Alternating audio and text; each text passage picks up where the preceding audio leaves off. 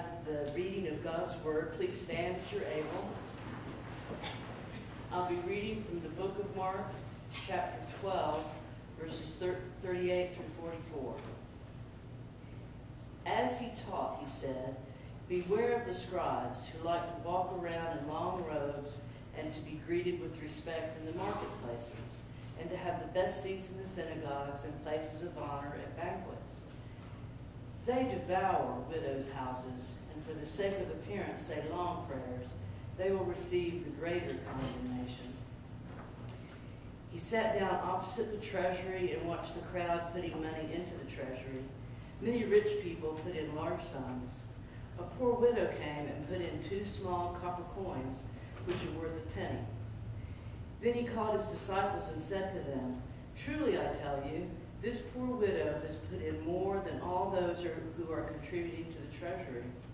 For all of them have contributed out of their abundance, but she, out of her poverty, has put in everything she had, all she had to live on." The word of God for the people of God. Thanks be to God. I love our little church. I just love this church to death. And I think one of the things that I really like about this church is that it's so welcoming and so unpretentious, really. And how anybody can feel welcome when they come here. I love it that somebody can come in shorts and a t-shirt, probably not today. And Birkenstocks, well, we know they're cool if they've got Birkenstocks, so we for sure will let them in, right? Oh, those are so 80s. But they can come in shorts and a t-shirt or jeans if they feel led. Or they can come in a suit and fit in exactly the same. Sit right next to each other, feel really good about being next to each other. I love how we can just be in the same place and feel comfortable with how we're dressed. But in a way that honors God, right? Because that's one of the things that we want to do while we're here is we do want to honor God. We want to honor each other and welcome each other. But we also want to honor God. And sometimes that can be kind of a tough balance, I think. But I think Jesus, more than anything, wants to make sure that we honor God with our hearts and with our lives more than anything else. And if we're doing that, no matter how we're dressed, I think we're doing it right. Now, I've wrestled with this passage and this, getting dressed up for years and years and years now. And I remember when I was first going through the ordination process and the thing about the stoles.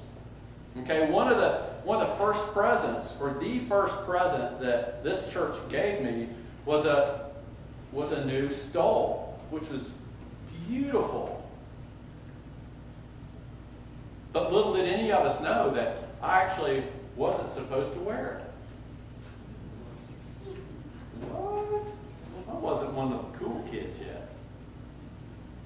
I hadn't gone far enough in the Methodist process to be able to wear a stole. And I ended up doing a little research. And I'll go ahead and put this stole on right now because it is a beautiful stole. And it is a beautiful way that we can honor God. But as I did a little bit of research, one of the things that I found out was that, where did stoles come from originally? Where did that whole idea of wearing stoles come from? Well, it actually was borrowed from the religious leaders of the time that would run services, the pastors, the priests, would wear robes.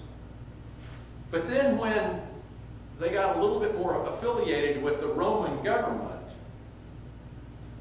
they started looking over at these, the Roman officials and the people that were really high up in the government there.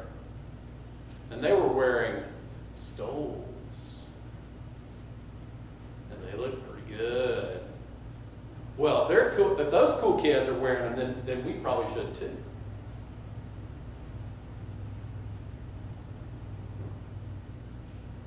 So if you're not wearing one, then you're not a cool kid, right? Is that the implication? And so, I kind of pushed my lip out a little bit. Why is that the case? Are we setting something up that Jesus absolutely didn't want to have happen? Maybe. But Jesus wants to make sure that it's about our hearts, right? And so I wrestled with the stole thing, and so now my compromise is again kind of trying to find that place of honoring God and honoring the church. On Communion Sundays, I will wear a robe and a stole. Because I can. But I will wear a robe and a stole on those Communion Sundays. Because it is a little bit more of a, I don't know, there's no Sunday that's really more special than other Sundays. Every Sunday is special. Every day is special as children of God, right? But that's the way that I honor that sacrament of communion is to wear a robe and a stole. And then not the rest of the time. So hopefully for me that doesn't become something that becomes sort of the ruling part of my ministry. I guess before my long fancy robe, you know, and when Jesus is talking about long fancy robes and looking important, as he talks about the religious leaders of the day, it was something that made them stand out, that made them look kind of cool. I guess years ago, my long flowing robe would have been probably this jacket right here. And this is a jacket that I tend not to wear, and my wife Joanna and I go back and forth about this all the time. Because it's a comfortable jacket. It's, you know, it's heavy duty, so it's pretty warm. It's really comfortable. It's got my name in it, so I don't lose it. Always a bonus for this guy, right? But the thing is it feels a little ostentatious to me. Is that a fancy word? Mainly because of these rings on the back of it. And kind of the beauty is, I don't know, maybe if your glasses are like mine, or you're like, what? It all looks like this big black jacket. Not fooling me, buddy. And so they did a pretty nice job of making these Olympic rings pretty subtle, didn't they? But it's still one of these things that they give you when you make an Olympic team.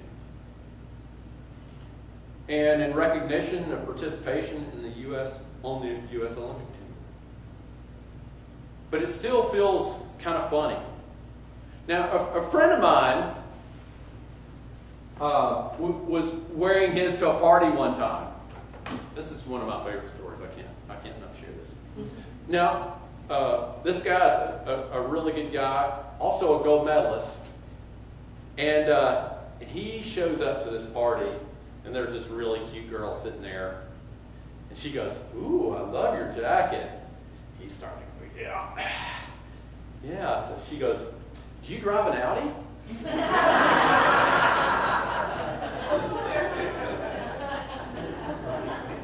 Well, there was that one, right? No, I drive a rundown Toyota. I'm a boater. What do you think?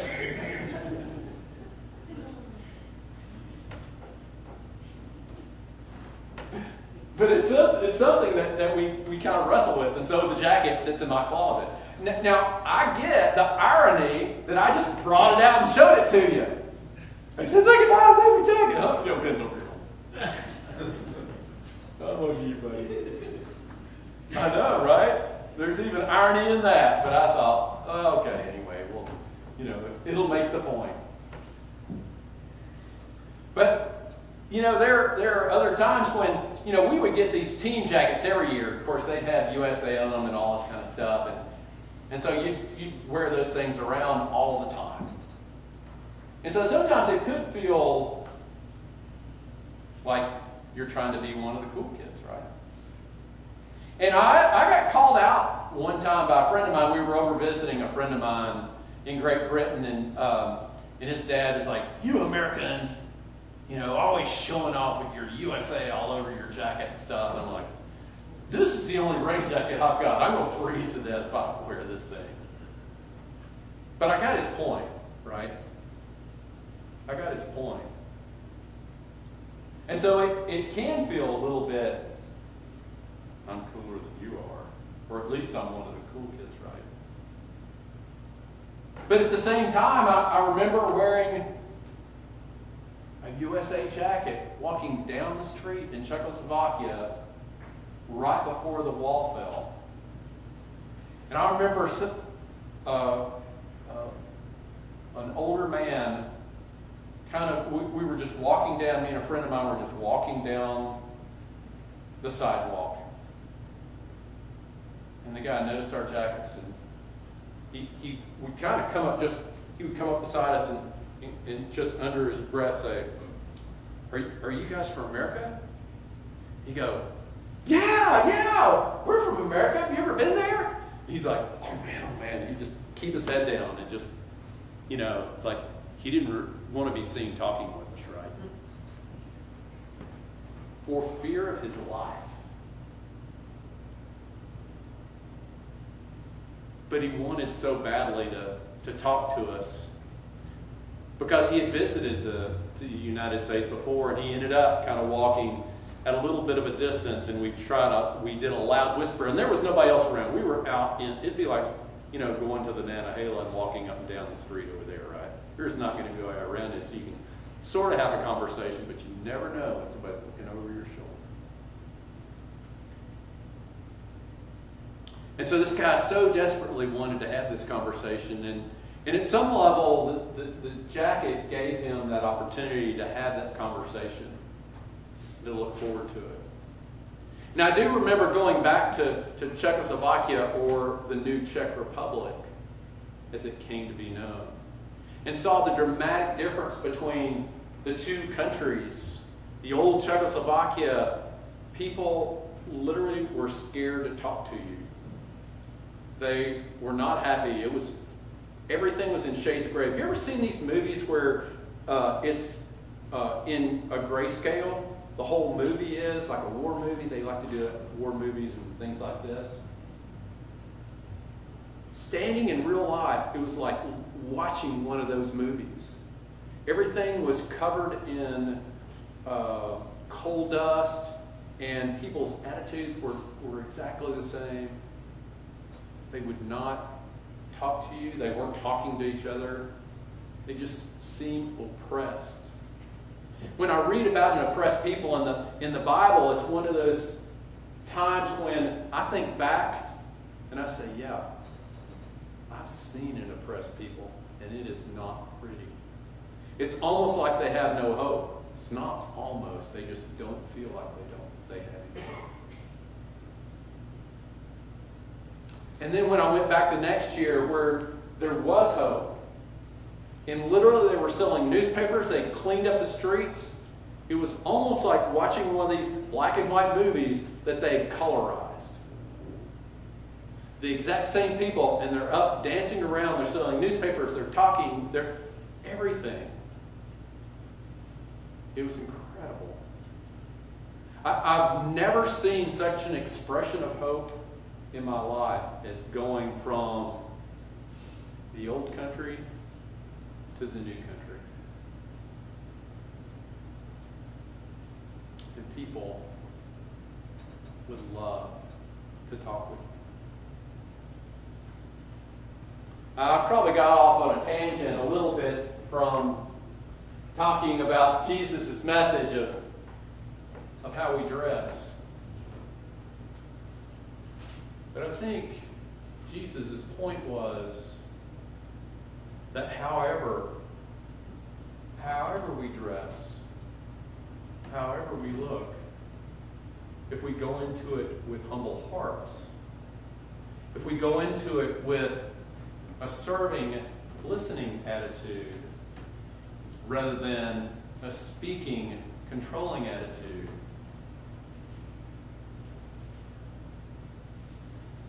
that we're doing God's will.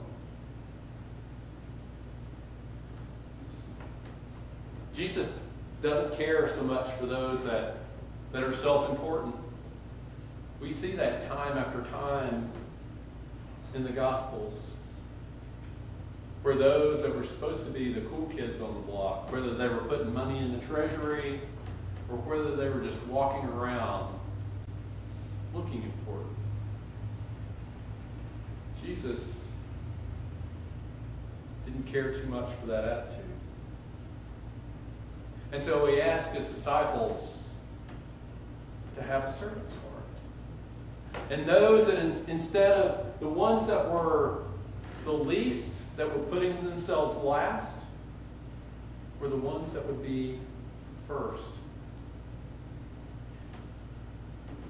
I'm in the middle of reading this book, The Listening Life. Of course, Patty read it in about 15 minutes, but there's a great book called The Listening Life that talks about the importance of listening and how listeners truly have servant's heart.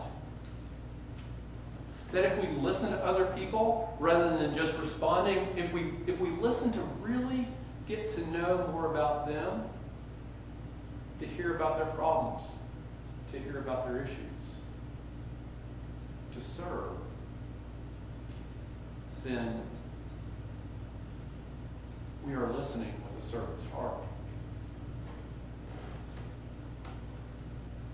Jesus seemed to indicate that to be a disciple, we need to listen. We need to listen to God. We need to listen to other people. We need to listen in a way that truly hears them, that hears who they are, and doesn't just listen to respond. To get just enough information out of the conversation to have this witty comeback, but to truly hear what the other person's saying and what their needs are. Jesus was a good listener. Jesus listened, and then he healed. Any good listener, especially when we see listeners in the Bible, the good listeners are those that hear and then respond. Listen and obey are tied pretty closely together in biblical literature. And so when we're listening, we're able to do God's will. So if servants by nature are good listeners, what if we took one of Jesus' passages and translated it a little differently? So Mark 10, 42 and 44 might read like this. You know that the Gentile rulers tell people what to do, and their emperor expects to be heard. But that's not the way it is to be with you. Whoever wants to be great among you will need to listen. Whoever wants to be first among you will need to listen to everyone. Jesus calls us to listen. Jesus calls us to a life of service. When we listen, we serve. When we listen with humble hearts, God's will is done. It doesn't matter how we're dressed. It doesn't matter how important we are. Because when we listen to other people, they feel like they're the most important person in the world. And they think the same thing about us.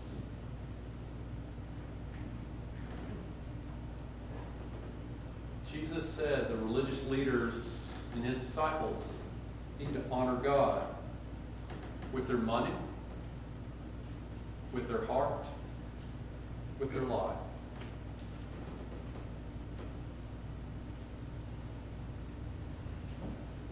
What if